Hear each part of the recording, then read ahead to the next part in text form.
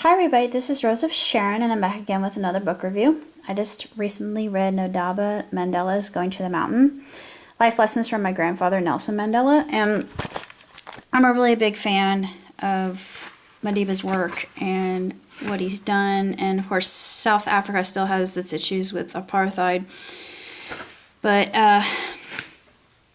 Ndaba discusses the whole rite of passage of going to the mountain and what that requires and how one becomes a man, and you get circumcised in the most painful way possible, but as part of it, it's just an outward symbol as to one becoming a man.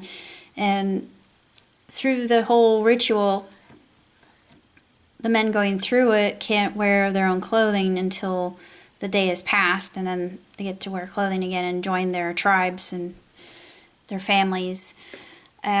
He learned a lot from his grandfather, and he was kind of rebellious when he grew up, but he realized that so much was counting on him, and people looked up to him to do his last name, and no pressure, right? He actually talks about that and is really quite amusing.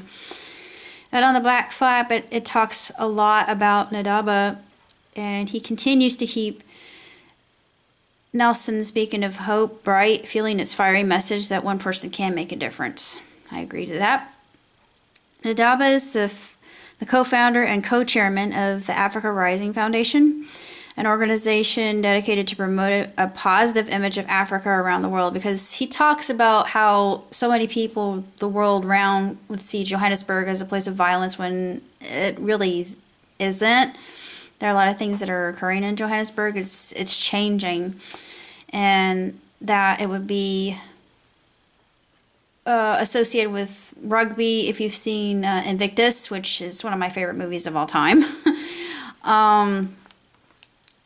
it's more about rugby than it is Mandela, but it's still a sensational film, and I highly recommend it if you're inspired by Nelson like I am.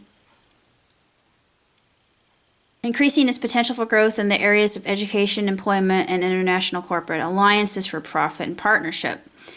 He also serves as an executive director for UNAIDS, which seeks to end discrimination around HIV and AIDS. He was named one of the 28 Men of Change in Black entertainment. That's good. He proves that Nelson Mandela's voice and message still ring true, and yes, it's very relevant to today.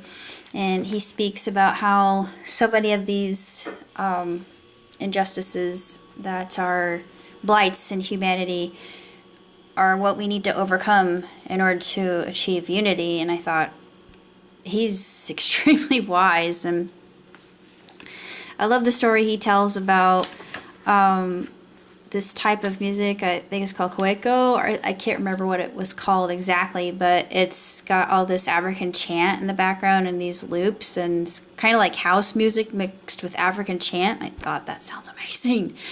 And Mandela, he said, was responsible for creating it, and of course this shuffle that went along with it that he would do in time to the music. And I thought, Mandela is pretty cool. He's a pretty hep cat, but it's a short book and there's a lot of knowledge to glean from it, and it's very inspirational. And like Mandela, I hope that I can help people one step at a time and just give people the acceptance and respect that they deserve, because so many of us are looking for that in this very cold and aloof world, and we're all so focused on screens, and it's sad, really. We need to reach out more to our fellow man, and if we help other people, in essence we're helping ourselves, because it's reciprocal. It's just like with unconditional love, because there are no strings attached to that, and you don't expect anything in return. All you do is you show someone a random act of kindness. And I try to do this as much as I can, and as soon as I get to work and have more money and I can help more people, I think I'll be able to do more good in the world. But money's the currency that we rely upon very heavily, and so is the case with every country in the world. But I just hope and pray that things like apartheid go away in the future. I mean, I know it's sort of like with other injustices in society, how it's so difficult just to say who's right and who's wrong and who's at fault, and it's just really itchy. I'm sorry.